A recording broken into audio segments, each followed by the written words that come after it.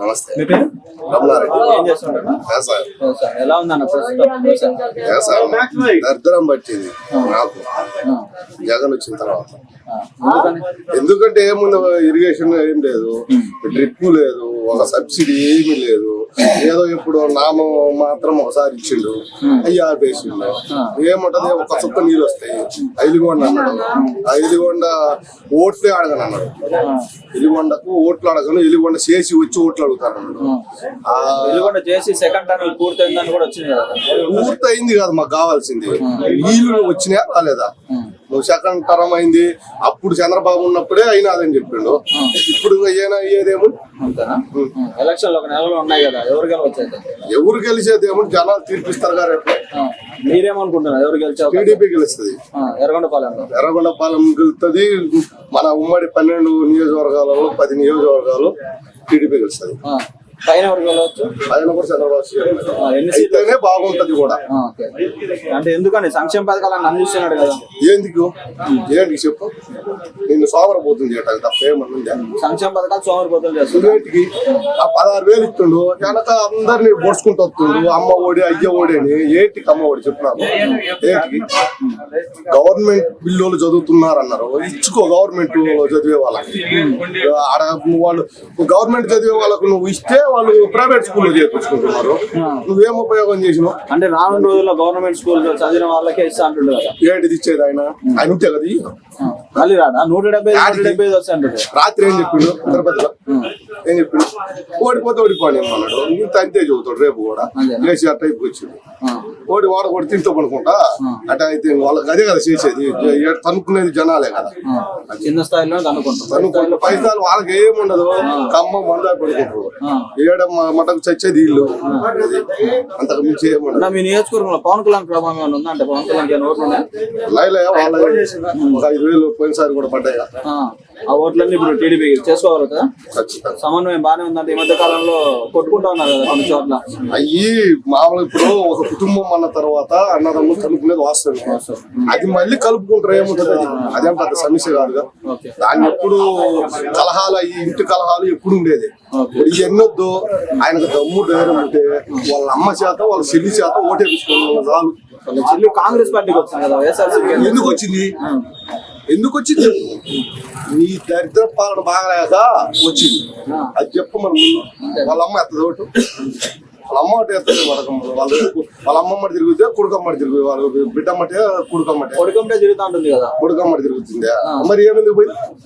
ఏమెందుకు పోయింది? ఏమన్నా వదిలేసారు. ఎవరు వదిలేసారు? విజయం ఎందుకు వదిలేస్తుంది? అంతే. కొడుకుతో తిరుగుతూ ఉంటుంది కదా. ఏది ఎప్పుడు చెప్పింది? ఏం చెప్పలేదు. ఏమి లేదు. మరి మీరేం షర్మిల వాళ్ళు ఎవరికి మైనస్ అంటారు? అది వాళ్ళ అన్నకే తెలుసు. తెలిసే కదా నేను ఓడిపోతాను, ఓడిపోతే ఏమైద్ది అని అంటుండు కదా. ఆయనే అంటుండు కదా. అంటే కుటుంబాలను కూడా విడదీస్తారని ముందే జగన్ చెప్పింది కదా. ఎవరు విడదీశారు? చంద్రబాబు నాయుడు. ఇప్పుడు మా కుటుంబం అన్నదమ్ములు మేము నలుగురు ఉన్నాం అనుకో, ఎవరు విడదీస్తారు? నేను ఎక్కువ నూకాలని నేను ఆశపడ్డాను అనుకో, మా తమ్ముడు ఒప్పుకోడు. మా తమ్ముడు ఎక్కువ నూకాలంటే నేను ఒప్పుకోను. అందుకని మేమిద్దరం పెట్టుకుంటాం. కానీ ఊళ్ళో వాళ్ళు ఇచ్చేది నాకు చెప్పు. చంద్రబాబు నాయుడు కుటుంబాలను విడదీస్తున్నారు. చంద్రబాబుకి ఏం పని? నీదేదో నువ్వు చూసుకోవాలి. చంద్రబాబుకి ఏం పని? చంద్రబాబు చెబితే వీళ్ళందరూ వస్తురా చెప్పు. ఇప్పుడు పవన్ కళ్యాణ్ వచ్చిండు, చంద్రబాబు చెబితే వచ్చిండా? చిరంజీవి వచ్చిండు, ఎవరు చెబితే వచ్చిండు, ఎవరు చెబితే వెళ్ళిపోయాడు. ఇప్పుడు వీళ్ళందరూ అదే కదా పరిస్థితి. ఇప్పుడు మోడీ వచ్చిండు, ఇప్పుడు ఆమె పునందేశ్వరి అంట, ఆమె వచ్చింది, మోడీ పెట్టిండు. మరి ఇప్పుడు ఈయన జగన్ పెట్టిండు. ఇప్పుడు పునందేశ్వరి వారికి పోటీ. పునందేశ్వరి వచ్చింది కదా ఇప్పుడు బీజేపీకి. ఇప్పుడు ఎవరు? సొంత వదిలే కదా. మరి ఈయన జగన్ పంపించాడా? అంటే ఎవరు వ్యక్తిగతం వాళ్ళది. ఇప్పుడు ఆమె బీజేపీలో ఉంది, వాళ్ళ భర్తను నువ్వు వైసీపీలో వేయించావు. అప్పుడు లేదని ఇప్పుడు వదిన అన్నావు కదా మొన్న ఆయన. ఇప్పుడు నువ్వే చేసావు, పోయి వాళ్ళ భర్తనే వేయించుకున్నావు కదా సిగ్గు లేకుండా. మరి అది ఎవరు తప్పు? ఆమె ఒక తిట్టు బీజేపీలో ఉంది, చంద్రబాబు తీసుకోలేదే. నువ్వు రాయ నా పార్టీలో కానీ నువ్వే సిగ్గు లేకుండా ఆయన తీసుకుంటే వాళ్ళ భర్తనే తీసుకుని వేపించినావు, వాడగొట్టినావు. ఏం చేసినావు చెప్పరాదు?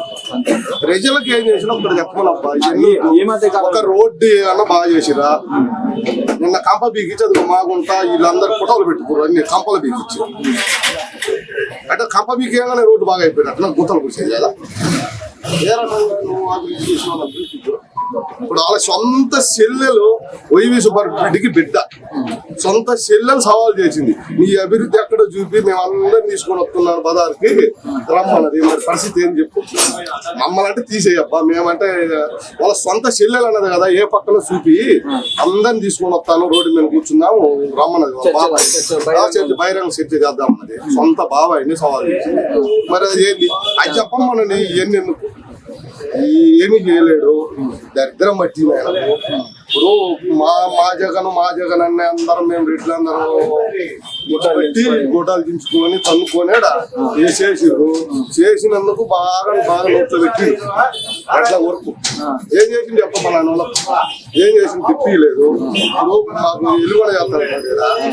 ఓట్లు అడగనన్నాడు ఆయన అడగనన్నాయని అడగలే దగ్గర కొండ ఎట్ట వేయరని చెప్పి వచ్చింది కదా చాలా హుషారుగా దూసుకెళ్తున్నాడు కదా ఎందుకు చూసుకోవాలి ఏం డబ్బులు జోగులు ఉన్నా ఎవడేం చూసుకోవాలి ఏముంది టికెట్ టికెట్ కొనుక్కుంటారు మరి కొనుక్కోపోతే దాని వచ్చింది చెప్పరాదు అన్ని కోట్లు సురేష్ ఇక్కడ గెలవడనే కదా తీసి పారేసింది ఎందుకు మార్చింది చెప్పరాదు ఓన్లీ ఎస్సీల్లో ఉందికే మారుతుండి చెప్పు ఓసీలో పెద్దిరెడ్డి రామచంద్రారెడ్డి ఉన్నాడు ఇప్పుడు వాళ్ళందరూ ఉన్నారు మొత్తాన్ని పీకేయచ్చు కదా బాగా నేను వీళ్ళందరూ మార్చేయచ్చు కదా మరి నువ్వు ఓన్లీ ఎస్సీల వరకు ఎందుకు మారుతావు లోకువా డబ్బు లేదు డబ్బులు ఎవరు పెడితే వాళ్ళు ఎవరు పెడితే వాళ్ళకి ఇస్తారు అంతే